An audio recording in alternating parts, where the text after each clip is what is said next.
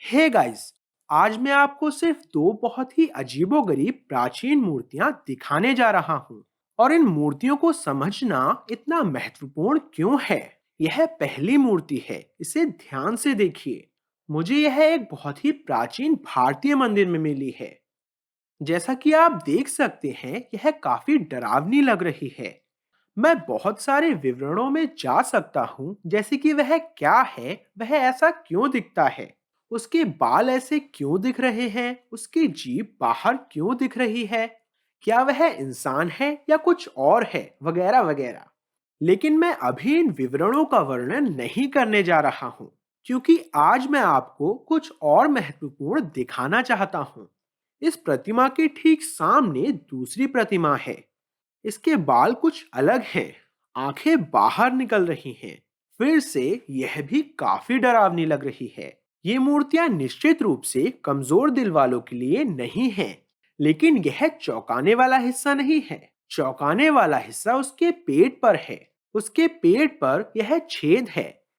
जैसा कि आप देख सकते हैं, यह एक बड़ा छेद है। इसमें मेरी उंगली भी जा सकती है। मेरी उंगली आराम से इसके अंदर जा रही है। हिंदू मंदिरों में कोई भी इन डरावनी मूर्तियों को क्यों बनाएगा? मेरा मतलब है, निश्चित रूप से उन्हें पूजा करने के लिए नहीं रखा गया है ना? उसके भी ऊपर वे उसके पेट में छेद क्यों बनाएंगे? लेकिन यह एक संयोग हो सकता है। हो सकता है कि एक प्राचीन मूर्तिकार बस ऊब गया हो और अपने ड्रिलिंग कौशल का परीक्षण कर रहा हो। आइए हम सामने वाली मूर्ति पर वापस जाएं और एक नजर डालें। फिर से वही छेद, वही आकार, उसी स्थान पर उसके पेट के दाहिनी ओर। क्यों? इसका उत्तर मैं आपको इस वीडियो में देने जा रहा हूँ। लेकिन इतिहासकारों और पुरातत्वविदों का मानक उत्तर बहुत उथला है। उनके अनुसार ये अर्थहीन छेद है। ये राक्षस हैं और उनके शरीर में छेद होते हैं। इन छेदों का उपयोग सांस लेने के लिए किया जाता है। वे इन मूर्तियों को वेताल और भूत जैसे अनेक नाम देते हैं।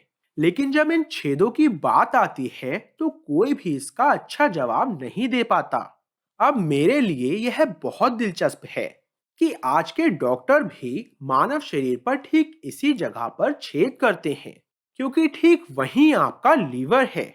यदि आप अपने डॉक्टर से पूछें, वह आपको बताएगा कि लीवर आपके पेट के ऊपरी दाहिने हिस्से में आपकी पसलियों के ठीक नीचे स्थित है। और यह कोई संयोग नहीं है, क्योंकि इन दोनों मूर्तियों में पेट का ऊपरी दायां हिस्सा बिल्कुल एक जैसा ही दिखाया गया है। अब कोई डॉक्टर, सर्जन यहाँ छेद क्यों करेगा, है ना? इस प्रक्रिया को पित्तजल निकासी प्रक्रिया कहा जाता है। जब लीवर ठीक से काम नहीं कर पाता है और उसका तरल पदार्थ अच्छी तरह से नहीं निकल रहा है, तो आप इसे यहीं पर छेद करके उसे मैन्युअल रूप से निकाल सकते हैं। लीवर पित्त नामक द्रव का स्राव करता है, इसलिए इस प्रक्रिया को पित्तजल निकासी कहा जाता है। मैं आपको अधिक चिकित्सा विवरण के साथ बोर नहीं करने जा रहा हूँ। और हाँ, आपका लीवर ठीक से काम क्यों नहीं करेगा? जी हाँ, ठीक है। लीवर की समस्या ज्यादातर तब शुरू होती है जब आप बहुत ज्यादा शराब पीते हैं। और यहाँ इसका अजीब हिस्सा है। इन मूर्तियों के नीचे इन आकृतियों को देखें। इन चारों आकृतियों में कुछ समानता है। वे शराब पीते नजर आ रहे हैं। यहाँ साफ है कि वह लंबे गिलास या प्याले से पी रहे हैं। ऊपर वाले के पास एक छोटा उथला कप है। दूसरी तरफ यह आदमी स्पष्ट रूप से एक कप के किनारे को चाट रहा है। यह आपको टकीला शॉट्स की याद दिलाएगा, है ना? ऊपर फिर से यह आदमी एक छोटा प्याला पकड़े हुए है। मुझे लगता है कि वह मुख्य आदमी को शराब दे रहा है। यह बहुत ही अजीब चित्रण है। ये चार लोग केवल इस सिद्धांत को पुष्ट करते प्रतीत होते हैं कि हाँ, वह नशे में है और वह छेद वास्तव में पित्त की निकासी के लिए किया गया था। बेशक हमें इन आकृतियों के बारे में बात करनी होगी। मेरा मतलब है कि वे किस चीज का प्रतिनिधित्व करते हैं। क्या वे राक्षसों, फॉलन एंजल्स, भूतों या एलियंस का प्रतिनिधित्व करते हैं? क्या वे शराबियों का प्रतिनिधित्व करते हैं? विकिपीडिया पुष्टि करता है कि इन आकृतियों को वेताल या वेताला कहा जाता है। इस शब्द का वास्तव में अर्थ है बुरी आत्माएं। वे रात में अधिक सक्रिय होने के लिए जानी जाती हैं और सामान्य मनुष्यों को परेशान करती हैं।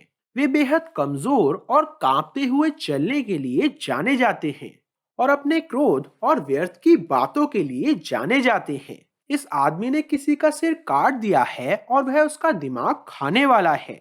यह एक सार्वभौमिक अभिव्यक्ति है। तो क्या वेताल सिर्फ एक शराबी के लिए एक रूपक है? लेकिन कुछ और भी अजीब है। ध्यान से देखिए, ये डरावनी आंखें बाहर निकल रही हैं, लेकिन इस आंख के सॉकेट के ठीक पीछे खोपड़ी में एक और छेद है। इस मंदिर में बहुत अंधेरा है, इसलिए मुझे आशा है कि आप इसे देख पा रहे हैं। फिर से एक पूरी तरह से ड्रिल किया हुआ चिकना छेद जो मेरी उंगली से गुजरने के लिए काफी बड़ा है। मेरा मतलब है कि वाह, यह इसे और भी अजीब बनाता है ना? प्राचीन बिल्डर्स क्या कर रहे थे? वे हमें क्या बताने की कोशिश कर रहे हैं? लेकिन यह वह जगह है जहां यह वास्तव में अजीब हो जाता है। आज डॉक्टर यहाँ भी छेद कर देते हैं। लोबोटॉमी नामक एक शल्य प्रक्रिया है जिसमें मस्तिष्क का कुछ हिस्सा वास्तव में हटा दिया जाता है। अधिक दिलचस्प बात यह है कि आज यदि आप विकिपीडिया पर जाते हैं और लोबोटॉमी के बारे में पृष्ठ को देखते हैं तो यह इसी स्थान पर छेद दिखाता है। यह उस पृष्ठ पर विकिपीडिया से एक तस्वीर है और यह बर्ड होल कहलाता है। इसका मतलब है कि इस प्रकार की सर्जरी करने के लिए आपकी खोपड़ी में एक छोटा सा छेद ड्रिल किया गया है और यहीं पर आपको इस मूर्ति में यह छेद दिखाई देता है। इस प्रक्रिया का उपयोग शराब और मानसिक विकारों जैसे अवसाद से परेशान रोगियों को ठीक करने के लिए किया जाता था और यह रोगियों को शांत करता था और उन्हें संभलने लायक बनाता था। आज इस तरह के लोबोटॉमी को शायद ही कभी किया जाता है, लेकिन 1900 की शुरुआत में शराबियों और पागलों को शांत करने के लिए ऐसा किया जाता था।